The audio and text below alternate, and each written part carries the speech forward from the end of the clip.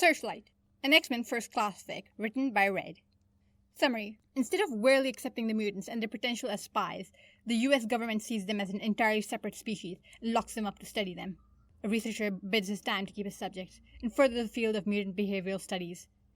Possible triggers include dehumanization, torture, ableism, homophobia, and all the other usual white guys in lab coats baggage.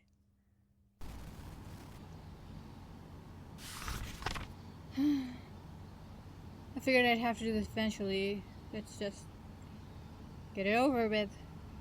Archive document. Memo 18081967HM.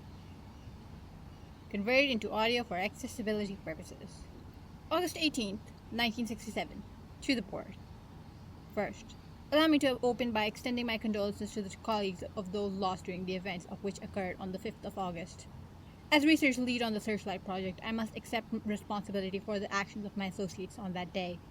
Those actions left much to be desired in the fields of professionalism and scientific inquiry. Disciplinary actions have been taken.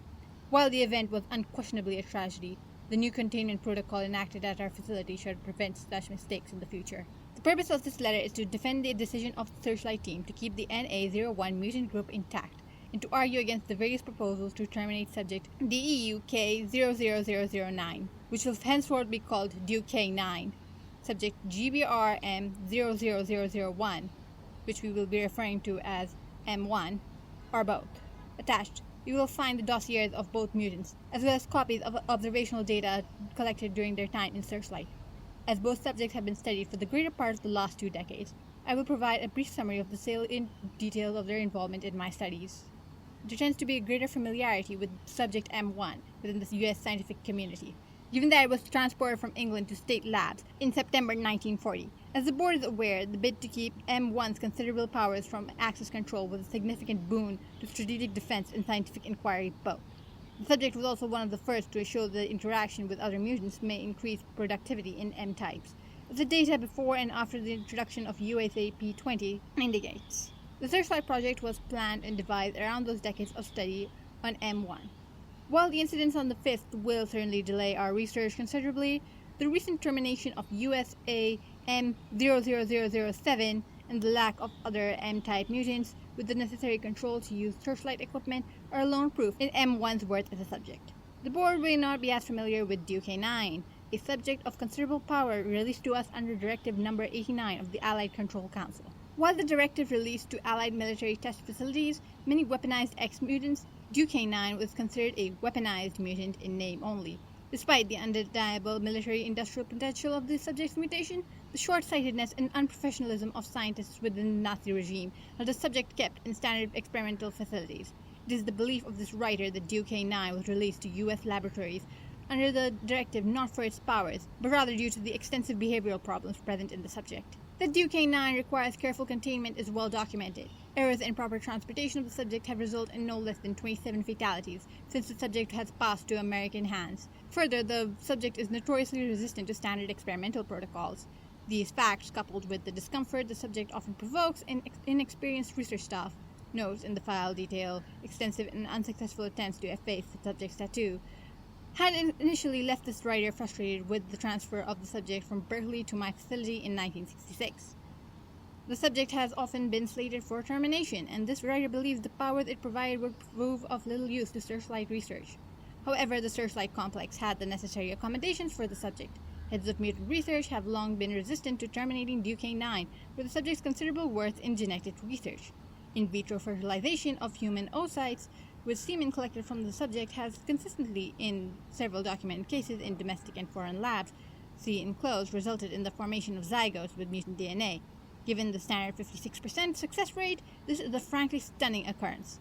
Further studies would provide considerable insight to the factors which cause mutants to be formed in otherwise healthy families. Indeed, for the genetic stock alone, one could argue the merits of non-termination of DEU-K9. Within the Searchlight facility, however, this writer discovered a secondary use for the mutant, and may have unlocked the secret to utilizing his powers within an experimental setting. The observational data, attachment C, will assist in the board members' understanding of the further uses of DEU-K9 within our research. Searchlight was initiated to locate new mutants for use in medical, defensive, and scientific research. Early in the development of the project, my colleagues and I anticipated our facility may, by necessity, become a layover point for mutants not yet selected by universities or research firms, and with this in mind, a considerable habitat was built. My interest in the upcoming field of mutant behavior is no secret, so I will make it clear to the board now. It was always my intent to create a community of subjects. While it appears mutants socialize normally within our own human families and communities prior to the actualization of their mutations, there has been little research regarding interspecies interactions. The preliminary findings with M1 and USAP20 and the resistance of M1 at the time to utilize Searchlight's apparatus had my colleagues and I wondering if the formation of a mutant community may contribute to docility and stabilize the population of experimental subjects. With this in mind, the main complex was retrofitted to ensure security and staff safety with the introduction of Duke-9.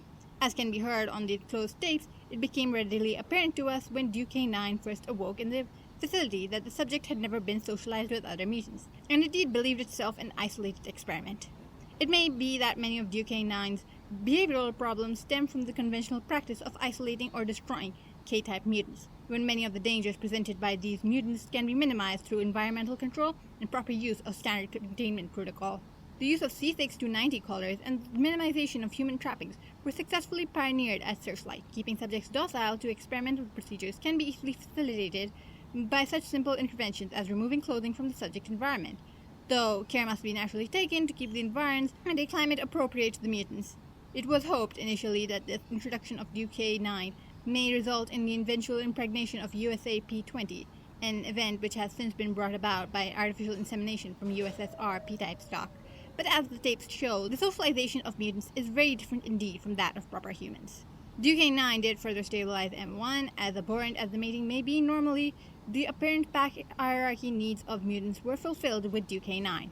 The potential implications of the mating are limitless, that there is likely a genetic mutation which causes human homosexuality brings medicine one step closer towards a cure, and extensive research is still required.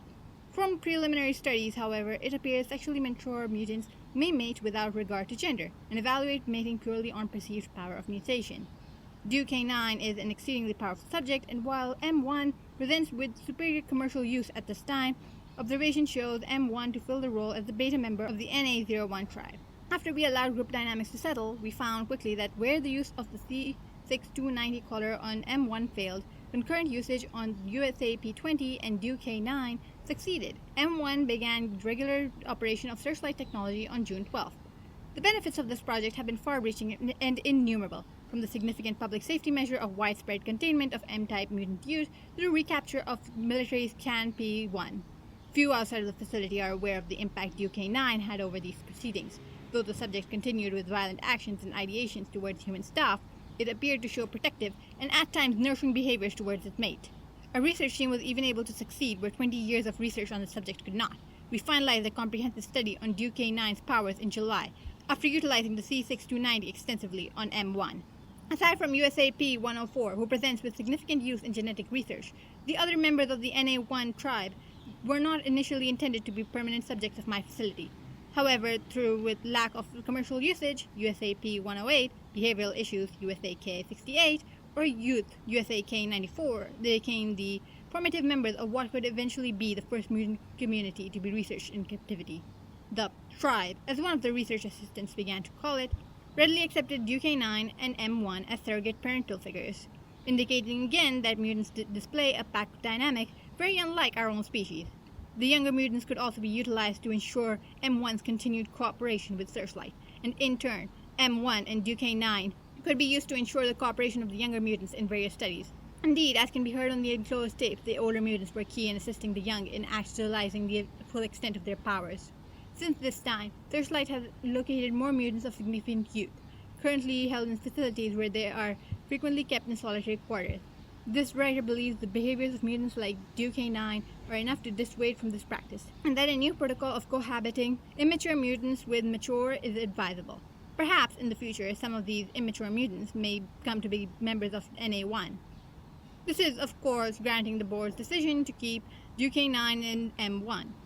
The fatalities and destruction of Searchlight equipment was a foreseeable error, and responsible parties have been dismissed from Searchlight employ. that one of the undergraduate researchers erroneously believed the presence of DK9 in the main test complex would encourage rapid data production from the machine M1 interface is well documented in official records. The student paid for this mistake with his life, and those of 6 of his fellows. The Searchlight interface is irreparable, and M1 will bear permanent injuries from that day. The proposal to destroy M1 on the basis of its injury seems, to us here at Searchlight, hasty and frankly illogical. Were M1 a weaponized mutant, or were its mutations physical in nature, euthanasia would indeed be advisable. Our facility easily stabilized the subject's condition, and observations of the NA1 group in these weeks has shown the mutants perfectly capable of independently maintaining the health of M1. Enclosed, you will find footage of the other mutants gathering food for, bathing, and even engaging in what appears to be rudimentary physical therapy with their injured beta parent. M1 does not need its legs any more than a leopard needs spots or a moose antlers. Clearly important adaptations, all, but hardly necessary to the essence of an animal. Arguing for DK9's continuation as a subject is more difficult. That day has brought us up to 34 American fatalities at the hands of this mutant, and DK9 is young yet. However, my colleagues and I have observed an increase in withdrawn and depressive behaviors in M1, and it is our concern that the termination of DK9 would only compromise the Searchlight project further.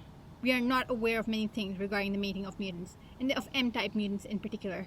The telepathic mutation may create circumstances in which permanent mental connections are made with other mutants, connections which may lead to fatalities in M-types at the death of their mates.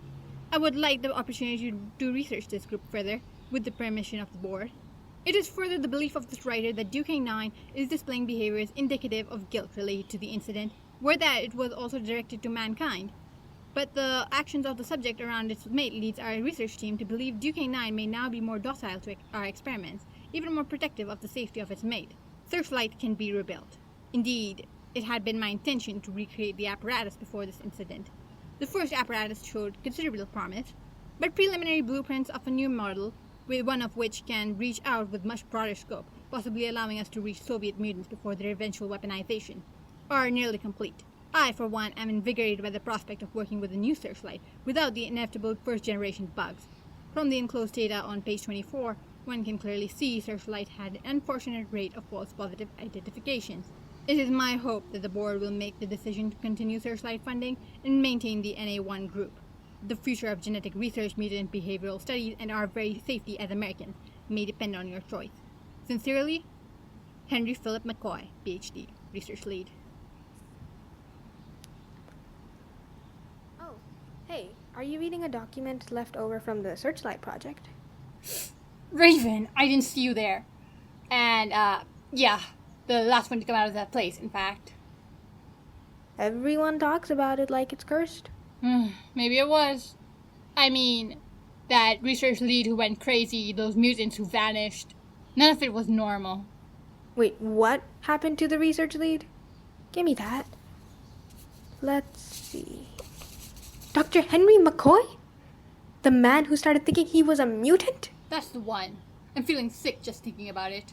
Could you put the letter back where it came from? I left the filing code on the desk. I need some air right now. Yeah, I got it. Don't worry.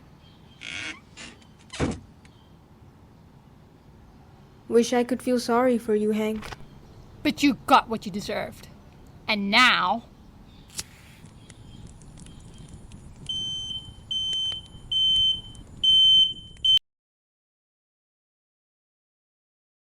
Okay, this was a very exciting one for me.